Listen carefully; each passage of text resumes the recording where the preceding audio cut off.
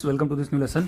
तो nuclear chemistry में जो हमारा नेक्स्ट लेसन होगा वो है हमारा जो न्यूक्लियर फ्यूजन। तो हम क्या देख चुके हैं, बेसिक देख चुके हैं हम। न्यूक्लियर जो केमिस्ट्री है उसमें हम क्या देख चुके हैं फ्रेंड्स, उसमें हम हिस्ट्री देख चुके हैं कि रेडियो एक्टिविटी का डिस्कवरी कैसे हुआ। ठीक है, उसके बाद मैंने आपको बताया था एक अल्फा बीटा और गामा डीके के बारे में भी मैंने आपको बता दिया है। तो ये क्या होता है, स्पॉन्टेनियस जो न्यूक्लियर, मैंने आपको बताया था कि न्यूक्लियस क्या होता है, अनस्टेबल होता है और वो क्या करता है कि उसको स्टेबल होने के लिए रेडियो एक्टिव रिएक्शन परफॉर्म करता है। तो उसमें अल्फा बीटा और डीके ये सब क्या है, रिएक्शन के पार्ट हैं। फिर अभी हम क्या देखेंगे, ऐसे एक इंड्यूस्ड जो न्यूक्लियर रिएक्शंस होती हैं, इंड्यूस्ड न्यूक्लियर रिएक्शंस वो देखना है हमको। अब इंड्यूस्ड क्या होता है, ये मतलब स्पॉन्टेनियस नहीं होता, पर जैसे हम मतलब या तो नेचर में हो या फिर हम उसको करवाते हैं तो ये रिएक्शन होती हैं। इसमें क्या होगा कि या तो एक न्यूक्लियस को हम एक जो पार्टिकल होता है सब एटॉमिक पार्टिकल उससे स्ट्राइक करवाते हैं, या फिर आपस में दो न्यूक्लियस जो होते हैं, जैसे कि एक न्यूक्लियस या एक न्यूक्लियस आपस में रिएक्शन करते हैं और फिर दूसरा कोई न्यूक्लियस बनता है और फिर एनर्जी निकलती है। तो इस तरह से भी होता है। तो ये हम देखेंगे आज। जो हमको देखना है वो क्या देखना है, जो हमको एक रिएक्शन जो देखनी है वो है हमारी जो हमारा न्यूक्लियर फ्यूजन हमको देखना है। ठीक है, तो बहुत शॉर्ट में मैंने चार्ट बनाया है, आपको इजीली समझ में भी आ जाएगा। रिवीजन के लिए ये बहुत अच्छा रहेगा। और आपको डिटेल नोट चाहिए तो वो भी मैं पोस्ट कर दूंगा। चार्ट तो मैंने ग्रुप में पोस्ट कर दिया है, बीई एमपीपीएससी इंग्लिश, आप सर्च करेंगे भगत एजुकेशन एमपीपीएससी इंग्लिश तो आपको ये मिल जाएगा। ठीक है, तो अब देखते हैं। देखो सबसे पहले न्यूक्लियर फ्यूजन क्या होता है। तो न्यूक्लियर फ्यूजन फ्रेंड्स क्या होता है कि जो टू और मोर लाइट न्यूक्लियाई, ठीक है, टू और more light nuclei collide to form heavy nuclei. तो बस आप ध्यान रखना, पहली बात तो दो न्यूक्लियस होने चाहिए। कैसे होने चाहिए वो लाइट होने चाहिए, उनका एटॉमिक मास कम होना चाहिए। और फिर वो बनाएंगे क्या, एक हैवी न्यूक्लियस बनाएंगे। किस कैसे बनाएंगे, कोलाइड करके बनाएंगे और एनर्जी निकलेगी। That is nuclear fusion. Now एक चीज और लिख सकते हैं हम इसमें कि ये occurs in elements having low atomic number. ठीक है, उसके बाद हम इसका एक एग्जांपल देखेंगे। अब देखो यहाँ पे क्या है कि ड्यूट्रियम है, ट्राइटियम है और ये मिलके जो बन रहा है ये क्या बना रहे हैं, ये दोनों मिलके बना रहे हैं हमारा helium and this is your neutron. और ये बहुत सारी एनर्जी निकल गई। एनर्जी कैसे निकली है, because of mass defect, previous lesson में बताया, देख लेना। अब ये ड्यूट्रियम क्या होता है, हाइड्रोजन का आइसोटोप है जिसके अंदर उसका दो एटॉमिक मास होता है और एक एटॉमिक नंबर है। आइसोटोप में क्या होता है, एटॉमिक नंबर सेम है। ठीक है, तो देखो ये एटॉमिक नंबर सेम है ना, तो ये दोनों आइसोटोप है हाइड्रोजन के। ठीक है, इसका भी एक इसका भी एक, तो this is deuterium this is tritium. तो ये दोनों आपस में कोलाइड करते हैं और क्या बनाते हैं, हीलियम बनाते हैं और एक न्यूट्रॉन निकल जाता है। ठीक है, दो और तीन पांच, तो ये चार हो गया, यहाँ पे एक पांच हो गया। ठीक है, तो ये इस तरह से। ठीक है, आप मास डिफेक्ट की वीडियो देखोगे तो आपको और की चीजें क्लियर हो जाएंगी।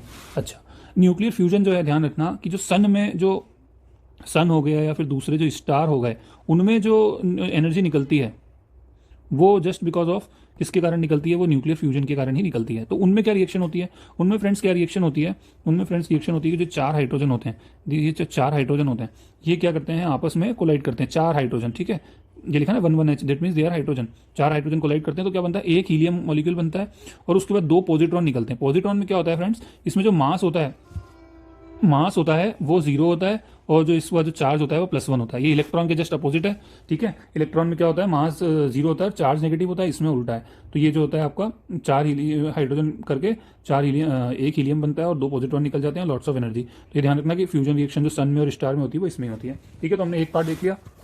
अब फ्रेंड्स हम क्या देखेंगे कि what are the advantages of nuclear fusion. Okay, तो now will see advantages of nuclear fusion. ठीक है, तो अब देखो एडवांटेजेस क्या होते हैं। पहला advantage, it is a clean source of energy. अब क्लीन सोर्स होने का क्या मतलब है कि ये जो है, जैसे आप फॉसिल फ्यूल बर्न करते हुए थर्मल जो आपका एनर्जी होती है, कोल से जो एनर्जी बनती है वो क्या होती है, पोल्यूशन क्रिएट करती है, पर इसमें कोई भी पोल्यूशन नहीं होता। ठीक है, इसमें कोई भी पोल्यूशन नहीं होता।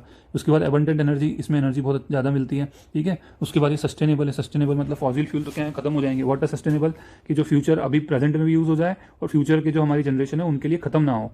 ठीक है, तो ये भी है, तो ये जो है सस्टेनेबल है आपका। ओके, उसके बाद इसमें कोई CO2 नहीं, कोई ग्रीन हाउस गैस नहीं, कोई क्लाइमेट चेंज का हमको ज़्यादा खतरा नहीं है। उसके बाद जो अगला एडवांटेज है, ये ध्यान रखना, थोड़ा स्पेसिफिक है, इसको लिख के जरूर आना, कि it generates less nuclear waste than fission reaction. तो क्या होता है कि न्यूक्लियर वेस्ट का एक प्रॉब्लम तो है, डिसएडवांटेज तो इसका है, लेकिन क्या होता है कि ये अगर हम देखेंगे किसको, न्यूक्लियर हम देखेंगे फिशन रिएक्शन को, जो अभी हम नेक्स्ट लेसन में पढ़ेंगे, तो उसके मुकाबले इसमें कम वेस्ट जनरेट होता है। ठीक है, और उसमें ज़्यादा वेस्ट जनरेट होता है। उसके बाद अगला, लेस चांस ऑफ एक्सीडेंट।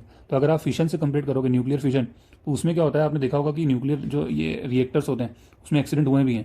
ठीक है, आप मुझे कमेंट में बताइएगा कि कौन से जो हम देखेंगे कौन से न्यूक्लियर रिएक्टर में पास्ट में कहाँ पे किसी कंट्री में ऐसा कुछ एक्सीडेंट हुआ है, तो वो कमेंट में बताइएगा। ठीक है, तो इसमें क्या होता है फ्रेंड्स, ये इसमें फ्यूजन रिएक्शन में एक्सीडेंट के चांस कम होते हैं। क्यों? क्योंकि इसकी कंडीशन बड़ी एक्सट्रीम होती है। एक्सट्रीम होती है तो वो क्या होता है कि अगर मान के चलो इंस्ट्रूमेंट में कुछ प्रॉब्लम आई तो वो अपने आप बंद हो जाएगा, क्योंकि कंडीशन जो है वो अपने आप से पैदा होंगी नहीं। तो इसमें भी चांसेस रहते हैं, पर कंपेरेटिवली न्यूक्लियर फ्यूजन की अगर बात करोगे, तो फिशन की अगर बात करोगे तो कंपेरेटिवली जो है चांसेस एक्सीडेंट के वो कम है। ठीक है, तो ये हो गया। अब हम एक एमसीक्यू देखते हैं। तो एमसीक्यू देखेंगे तो ये बताओ आपके हाइड्रोजन बम है वो किस प्रिंसिपल पे बेस्ड है। तो ध्यान रखना फ्रेंड्स, हाइड्रोजन बम जो है वो फ्यूजन रिएक्शन पे बेस्ड है। फ्यूजन है तो फिशन फिशन काट दो, बात आई फ्यूजन, ये भी फ्यूजन। तो ध्यान रखना, hydrogen bomb is very dangerous, nuclear bomb से भी ज्यादा खतरनाक है। It is also nuclear bomb, but इसको फ्यूजन जैसे अलग बोलेंगे, हाइड्रोजन बम तो बोलते हैं। तो ये अनकंट्रोल्ड जो फ्यूजन रिएक्शन होती है, अनकंट्रोल्ड फ्यूजन रिएक्शन, ये जो है वो होती है इसमें हाइड्रोजन बम में। It is very dangerous. ये इसका आंसर हो गया। कुछ सब्जेक्टिव क्वेश्चन है वो भी आपको मैं दिखा देता हूँ। तो आपको ध्यान रखना है, एक क्वेश्चन आया है वो लिखना है आपको कि give example of nuclear fusion reaction. तो आप न्यूक्लियर फ्यूजन रिएक्शन के एग्जांपल दे दो। तो एक तो वो स्टार वाला एग्जांपल दे देना, एक एग्जांपल हाइड्रोजन और ड्यूटेरियम की रिएक्शन बता देना। ठीक है, जिसमें क्या बन रहा है, हीलियम बन रहा है, वो बता देना। उसके बाद बताना right advantages of nuclear fusion reaction. ये आपको लिखना है 3 वर्ड्स में, 3 मार्कर, 3 मार्कर है, दिस इज 3 मार्कर। एक या 2 लाइन में लिख देना, 2 एग्जाम्पल दे देना। और जो ये न्यूक्लियर फ्यूजन रिएक्शन है इसके एडवांटेज आपको लिखने मैंने बताए, तो आपको थोड़ा एक्सप्लेन करके लिखना है उसको। ठीक है, इफ पॉसिबल हुआ तो मैं कुछ दिनों में हैंड रिटन नोट्स इस चैप्टर के शेयर करूंगा।